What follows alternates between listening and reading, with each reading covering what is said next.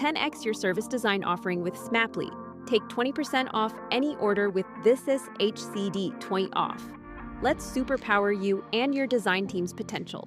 Sign up at smaply.app. Enjoy the episode from your friends at Smaply, helping support This is HCD podcast.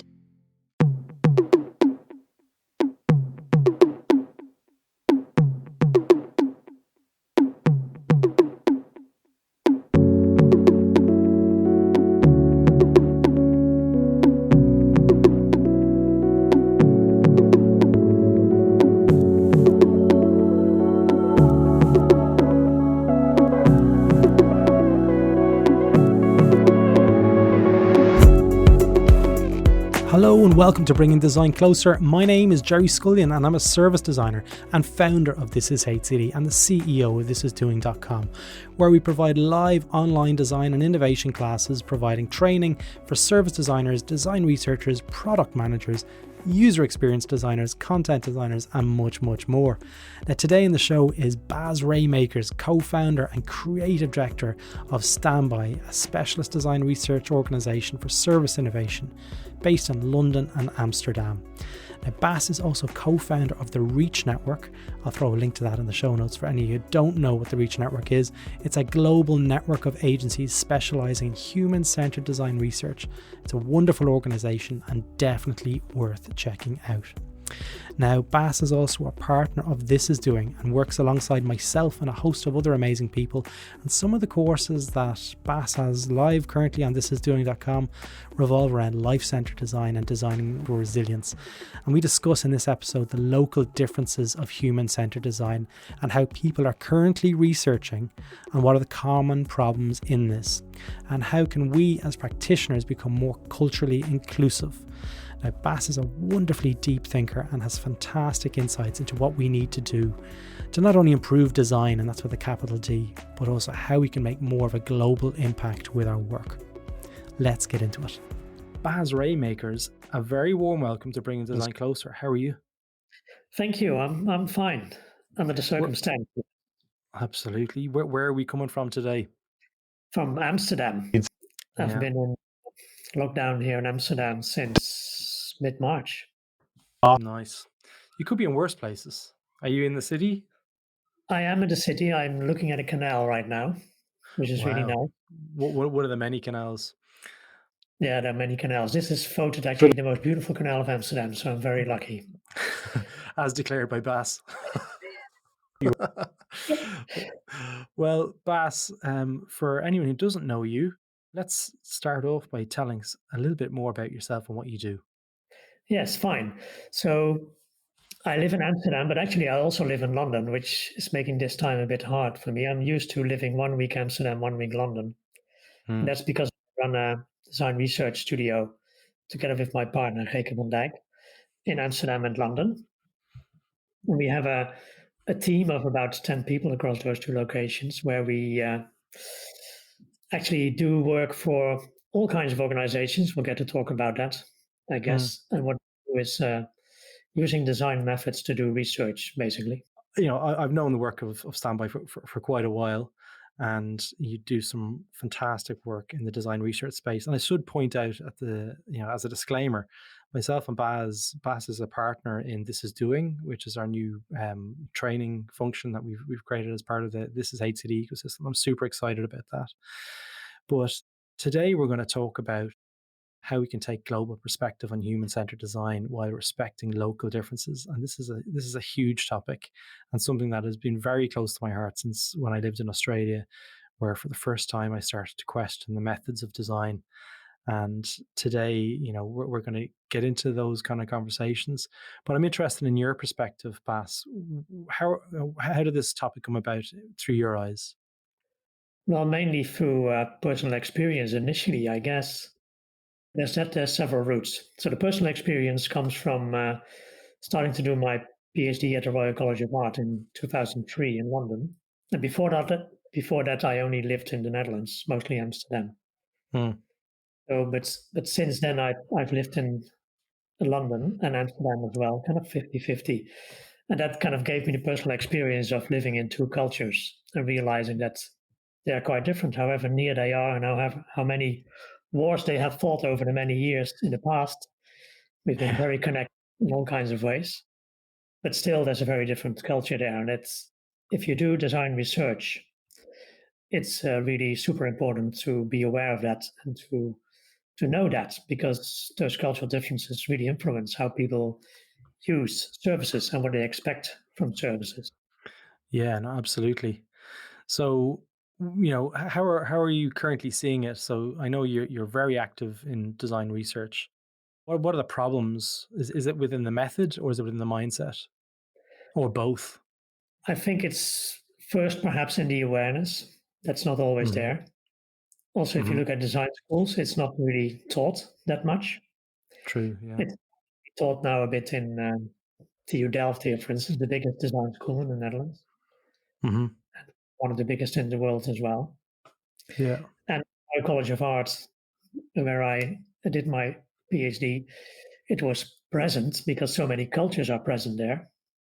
Hmm. Same thing at Academy Eindhoven, where I've run a research group for 8 years. 70% of the students there is from abroad. I think at Royal College of Art it must be similar. Mm. So you experience it, but again, there's relatively little reflection on it. Yeah. It's And interesting because from the Royal College of Arts perspective, and this is looking back at 2003 when you were studying there. The RCA typically has a wide and diverse group of students at any given time. Why do you think it is that these questions weren't raised at that time in terms of how there's differences in the awareness of how we're designing? I What's think changed? for Royal College of Art, and also similarly, I think for Design Academy Eindhoven, the emphasis is very much on the person, on the individual, Hmm. and the personal expression that you develop there. Um, and that kind of pushes the kind of the cultural aspect, what you share with a group, a bit to the background. Yeah. So it's a different focus, so to speak. Yeah, and it's interesting if Yeah. you compare that to your Delft, which is industrial design, Yeah. where the focus is not on the person so much, but it's on industry, making mass products originally. That's where they Yeah. come from. Yeah. So they can focus on the global. Let's produce the same thing for everyone in the world. So that's kind of the Yeah. complete opposite. What I'm talking about is something in between those two extremes. Yeah. And my background is in industrial design. I studied industrial design in the National College of Art and Design in Ireland. And this wasn't taught. This wasn't a thing that our whole kind of mindset was creating products for scale and, TVs and all this cool stuff. But what does it look like when you're actually doing the design and you're taking those into consideration when you're actually using what I would call strategic design methods to get the outcome? Um, but in your experience in the current day, you're seeing an enlightenment happening across the universities as regards there are differences globally. What has caused that? Do you believe? In a way, maybe paradoxically, global culture. So the world is coming together Yeah. more and more. Obviously, the internet over the past 25 years, since it became public, Hmm. has connected the world more and more. Yeah. And if you compare the media landscape, for instance, how we can see the world from afar with 25 years ago, then it's very Mm. different now. YouTube obviously didn't exist 25 years ago, but now we can see so many places in the world. Uh, Instagram shows us the pictures from around the world. yeah. It's not possible to imagine a world without that, I guess, Yeah. nowadays. Yeah. For True. me, it is, since I was educated originally in Amsterdam at the University of Amsterdam in British cultural studies.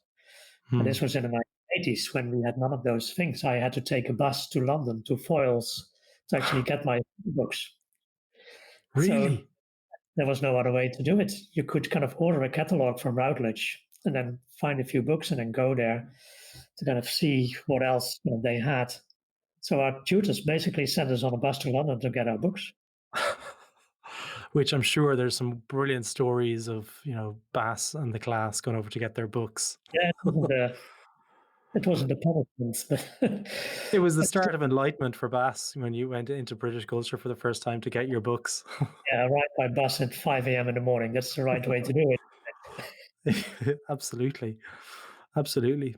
So that So, kind of cultural studies also really helped me very early on, I guess. That's before I got into design, even to kind of understand how culture is formed and how culture is a living thing. We talked a lot yeah. about pop culture and how that is formed by people just by through their daily lives. And that's something we use still a lot in our practice, I must say, those kind of Yeah. that kind of So awareness has been a big thing in terms of how you're designing. So being aware of the fact that things are different. And one of the first pieces of things where I started to question it was working in a global business, probably in the early 2010s. And we had to make the decision to design a global website that was going to be used. So there was standardized templates, so to speak. And they're like, okay, so this is going to be used in the Middle East, so we need to make sure that the text is going to work from right to left. I was like, surely there's more things to consider than that. Like, it's not just about the text. Like, and there's all these. I was working at the time with John Hicks, actually, the iconographer, and John was a great steer because he'd done a lot of global work at that stage for Skype, and he started to give indicators and no. Okay, listen, these are things we need to be aware of. If we're working this design into the Middle East, there's a lot of cultural differences in terms of iconography and how things are going to be perceived over there. And so we started to question a lot of the design decisions, and we started to make those kind of calls. But it was my first kind of foray into this world of thinking that actually, you know what, universalism is something that we shouldn't be striving for. So, yeah, not what? in general at least, but I guess in some respects you could strive for it because one thing, of course, that we have acquired over the past 25 years since the Mm, internet strongly is that we also all live in a global culture, or the yeah, majority of humanity at least. That means that we share a lot, but also that if you travel or I travel to Shanghai and you kind of look at your phone, mm, if you are VPN, you can still feel at home when you look at your computer because it looks exactly the same. yeah. You're carrying a piece of you with you. So Yeah, there's that kind of a digital view on the world doesn't need to change because yeah, you're somewhere else. So that and people kind of carry their kind of digital world with them around the world, but also it connects to many other people around the world. mm, Right? So we share it with people from all over. yeah. So looking at the common problems that persist in how we have been designing, and what are you seeing? So what are the pitfalls that people have? Let me rephrase that. What are the pitfalls in thinking like this? I think a pitfall we find often is that people look quite a bit at the more functional usability side, and that's where I think global culture does exist Hmm. because we have gotten used to what a drop down means or all those kind of visual cues that help us interact with interfaces for digital services. Yeah. But we, still, that's tested quite a lot, and even in different countries, we don't do that work really.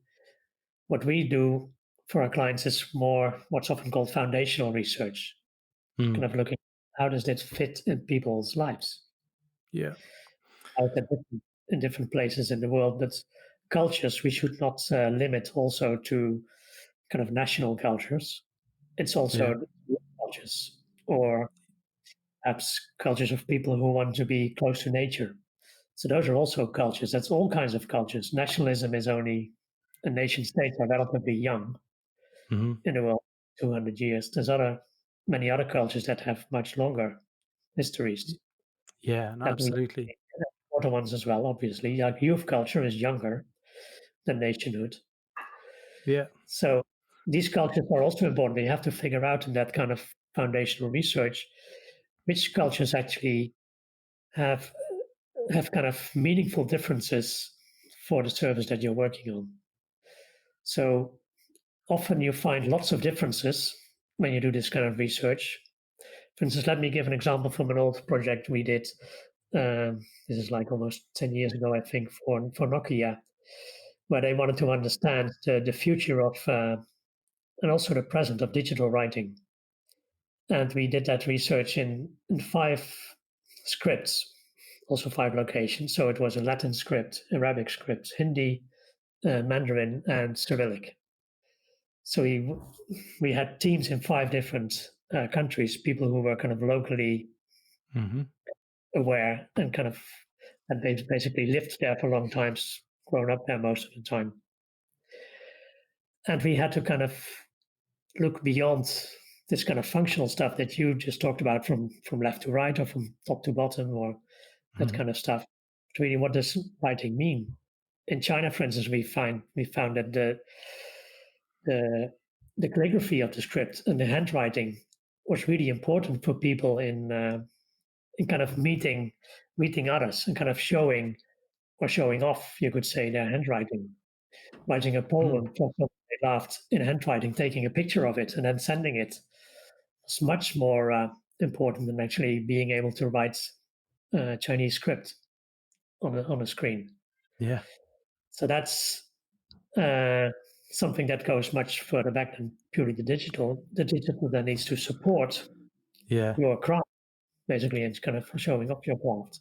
I lived in Australia for a very long time, and I'm white, male, and living in on Australian culture was, it just felt natural for me. It was like a very seamless process moving from Ireland to Australia. Very similar culture in terms of humor, and the dogma of society was very similar. And then I started to working in the social impact space, and I started to experience quite a lot of dissonance when I started to look at how we design within, say, Aboriginal communities and Indigenous communities. I noticed, huge differences in how I would approach things. A good example for this was when doing design research. I was like, okay, well, I'm going to obviously need to do a workshop at some point. So I would email my stakeholders and I'd say, it's like, can we do this? And they're like, no, they can't. We would need to get the community buy-in before we do this. And I'd have to, I would speak to them and I'd say to them, well, what's appropriate? And in a way, before I even got to the activity, I was using design research, inclusivity to get to the actual event. So I had to get, an invitation to do this by the elder, and what I was going to do and how I was going to do it, and making sure that they're a part of the process. And this is part of their culture. This is part of how Indigenous communities work. And I had to basically say to them, it's like, I've got a lot of learning to do here, because I was out of my depth. I didn't have that experience.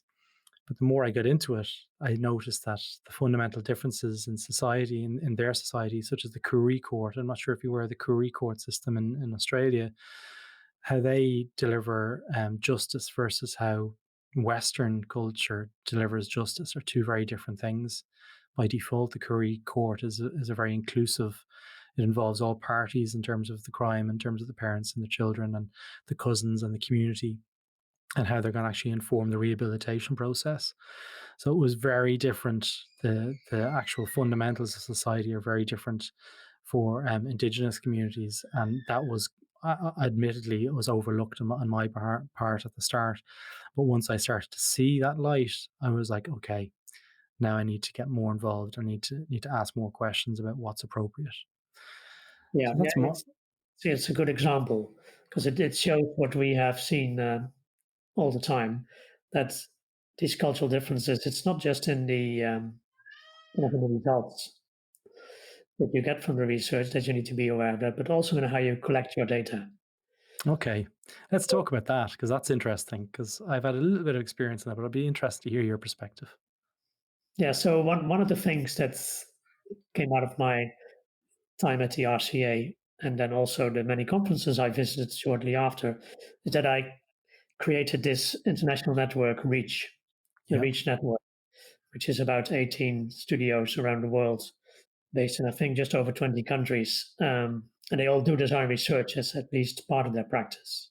Mm-hmm. So we work with them if we need to do international research. So then what we tend to do is to kind of have one main contractor, this could be standby, who kind of figures out what is the objective here of this study, what's the main research question that we need to answer. And we develop a method, or more perhaps a scaffold of a method, perhaps. And then we kind of share this with the different partners in those countries where we need to collect data, where we need to do the research. And we ask them to translate this method into their local situation, how they think it should be done. So they know the objective and they know kind of what kind of data we're looking for, but they need to figure out the best way to have that data. Nice. And that gives very different approaches sometimes. Yeah. And what kind of differences were you seeing when you did that? For instance, how you build rapport with people that you interview. So, for instance, in India, we sometimes have traveled to these locations as well. Mostly not, but sometimes we do, sometimes with a client as well, to kind of see how the things go. You can actually get quite nervous if you do that, because you are in a visit, in an interview, and you're chatting in India, you're having cups of tea, and nothing is starting. Yeah. You think this is supposed to be a 2-hour interview or engagement, and I've lost an hour already. How am I going to do this? So you keep quiet, obviously. But it turns out they explain to you after that kind of first experience, you first need to kind of have a conversation with people, sometimes even have lunch, or you stay after for lunch to kind of build that rapport, and then you ease into the interview. If you would have that approach in the US, people would get very nervous. What are you here for? Not for this kind of chatter, is it? Yeah. Not I'm here to make cups of tea for you. So it's really important that you kind of sense that in the right way. And these are things that are not easy to explain. So that's why you need kind of, on the method side, you need local people actually to do that. Another example is in Japan, we found again and again, you need to give very precise instructions. A lot of our methods are also quite creative. We ask people to make something or to draw something. In Japan, this can hugely backfire. Certainly when you do this in a group, because people feel nervous because it's not entirely clear what's expected from them. Yeah. So you have to come up with exercises to put people at ease if it's doing the opposite of what you intended. Absolutely. There's a few other ones. I remember when in Australia, I was researching in a community, and the recording of the session was inappropriate because, and I don't mean this to be like a sort of a war story kind of episode, but it wasn't appropriate to record the voice, but also to use cameras in Aboriginal communities. There are things around that and that reflect. I think I could be wrong here, but photographing is something to do with the soul. Like stealing the soul if you take a photograph. Yeah, like stealing the soul. And it was something that I would just leave the technology aside and end up having a human conversation. And then afterwards I would spend the time writing my notes up, actual physically handwriting my notes. So if you do a global research, support that sensitivity. So not taking photographs perhaps in that particular context, but then you could, for instance, draw some things instead. Okay. You could collect some things that they are fine with you taking with you. Mm-hmm. But, perhaps photograph them later. Yeah. Or just show the objects in a presentation. So you can kind of find alternative ways to get to a similar result. Because of course, if you're doing global research, it's still important to have data that you can combine in a meaningful way from different locations in the end. Yeah. You can, in all 4 locations, kind of go off in a completely different direction with your data collection, because then you get a problem in analysis. Yeah. So are you saying that it's okay to have 4 different types of research methods that are culturally sensitive in different parts of the globe, or should they be the same? No, they can be different, but I think they should give results, that's what you're after in the end. Yeah. There should be data that you can combine again into one analysis. Yeah. There, it's always very helpful to use this idea of the unit of analysis. What is the unit of analysis of your research? And that could be, Mm. for instance, a story. But that means you need to collect a lot of stories, Yeah. and then you can compare them in analysis. But if you Yeah. collect kind of complete stories in 3 locations and in 1 location, you just have the beginning of a story and not how Mm. it further develops, then you have a problem. Yeah.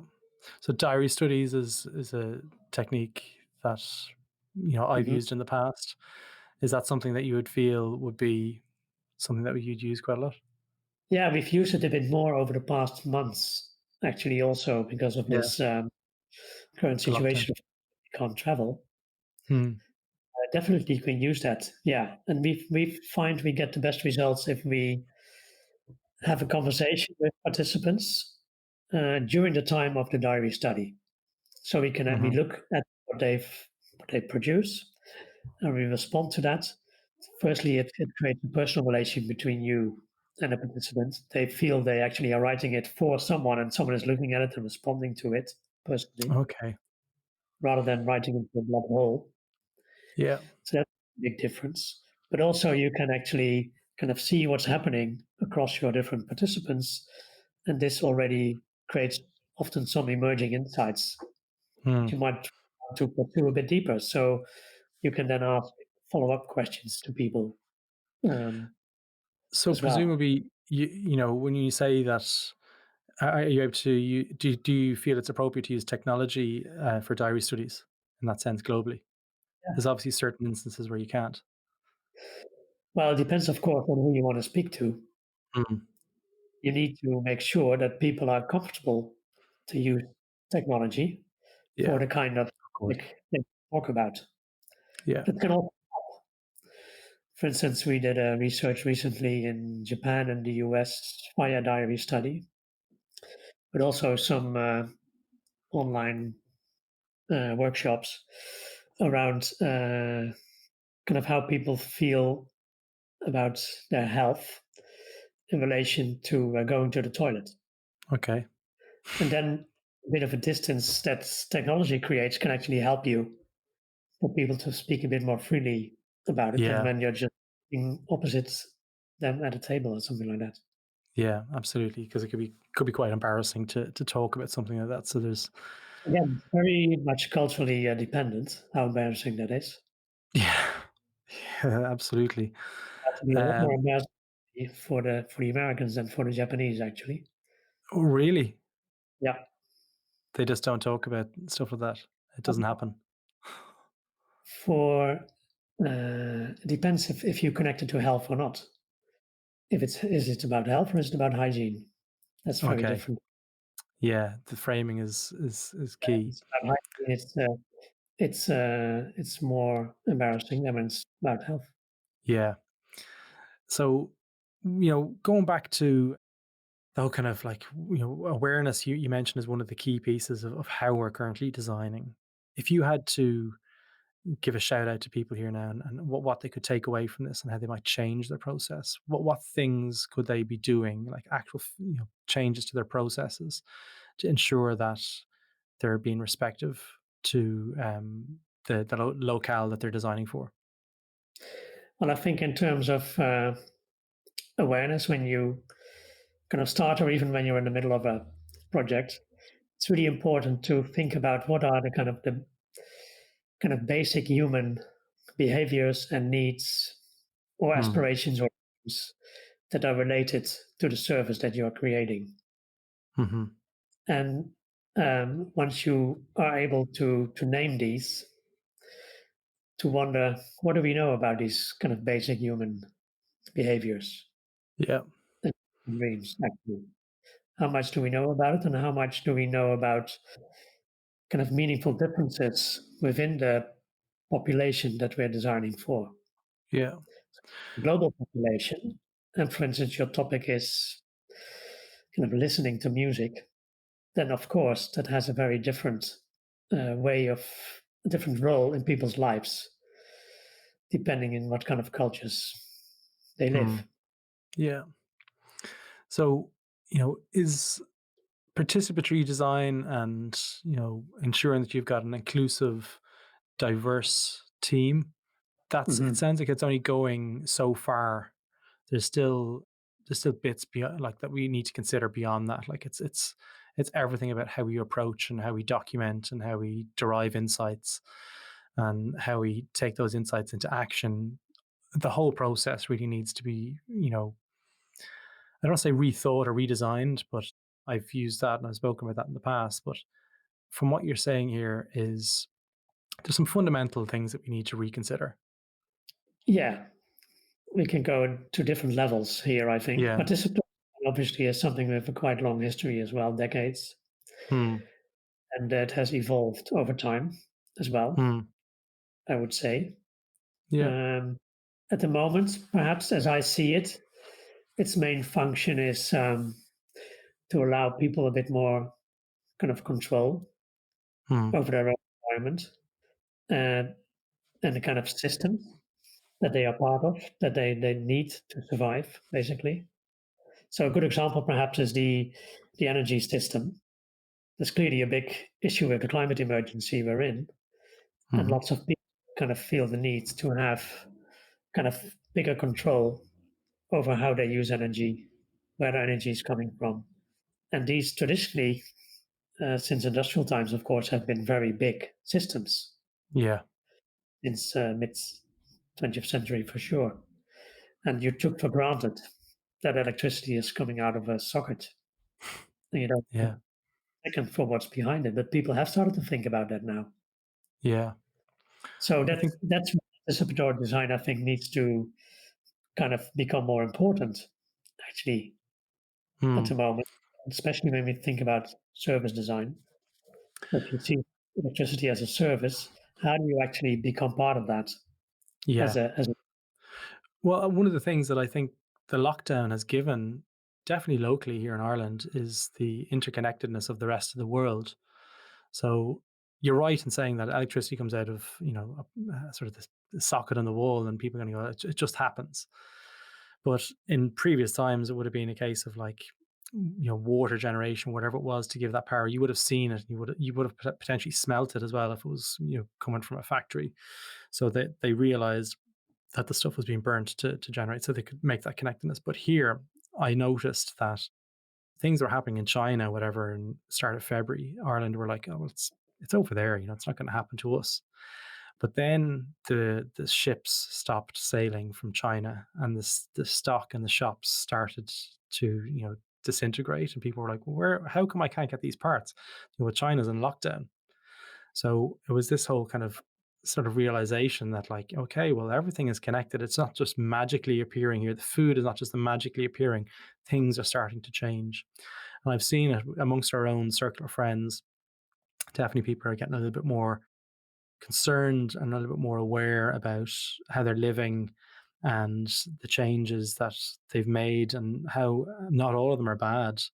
There's been quite a lot of good come out of this whole lockdown, and sort of reflection and reevaluation of how we're currently living. yeah. Is So an interesting response, for instance, to a problem you're mentioning there has been the repair cafes that exist for longer already. the witch cafes?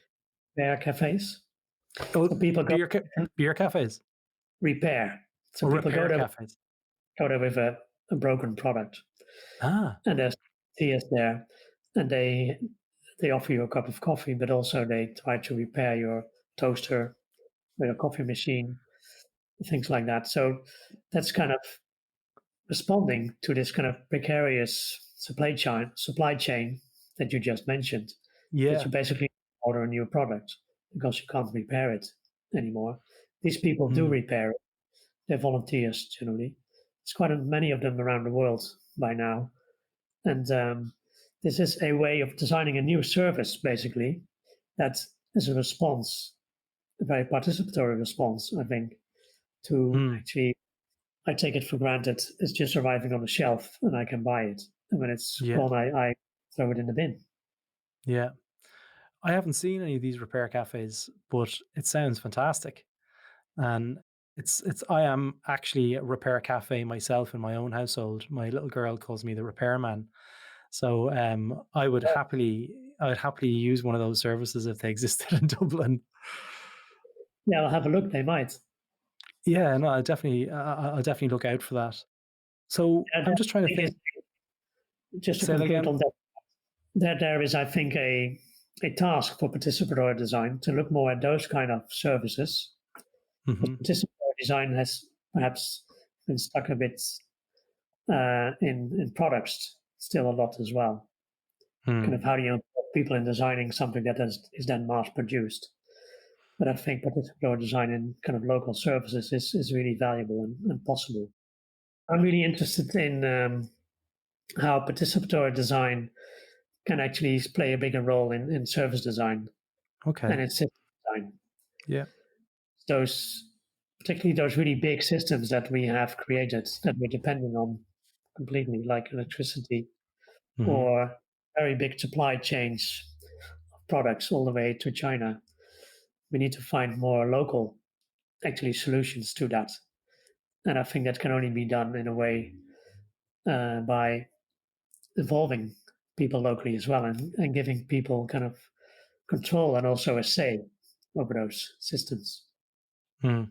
And participatory design as a method would give us that. I think so, yeah. I think it's quite close to this idea of the commons, which could solve a lot of these kind of things, I think. Yeah. Have you any experience? Can you give us some examples that you at Standby might be using in that space and how you're exploring and developing participatory design? Yeah, I guess one good example is the work we've been doing with What Design Can Do over the past years. Hmm. So that's a design platform, I guess, What Design Can Do. They run conferences, but they also run challenges since 4 or 5 years now, design challenges globally.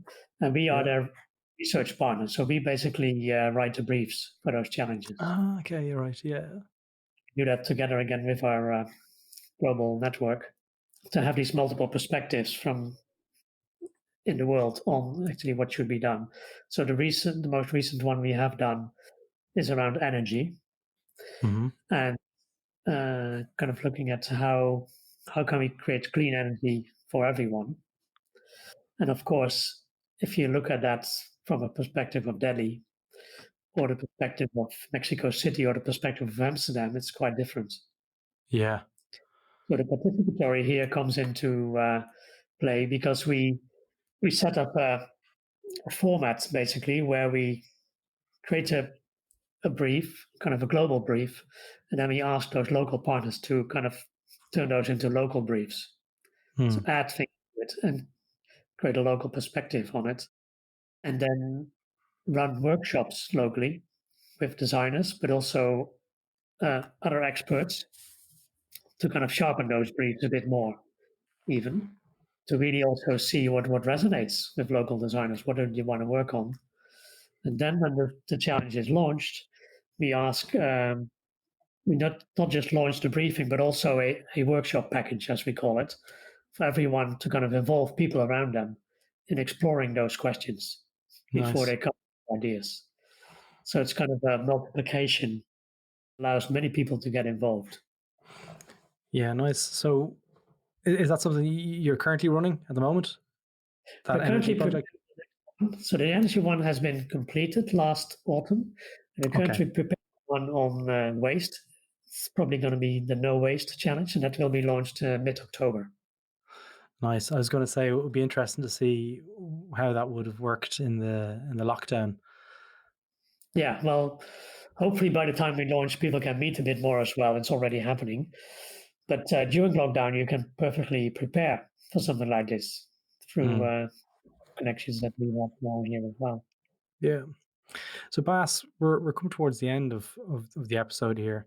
We mentioned at the start there that you're a partner in This Is Doing, and you've got two wonderful courses that you've just launched. Do you want to tell us a bit about those? Sure. So where we kind of see a need um, at the moment that we try to respond to is actually in coaching people on their projects. So the course is really for people who are already doing projects, and we've defined 2 themes at the moment to kind of let them benefit from the experience that we have, and kind of learn from some presentations that we do and discussions around those, but then also coach them personally in their projects over the course of about 2 months.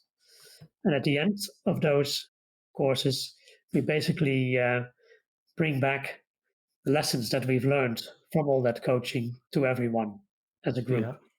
And I say we because there's partners from me from the Reach Network that are running this together with me. And again, to have this global perspective. So one course is around care, and how can we put care more at the center of the organizations and projects that we work on.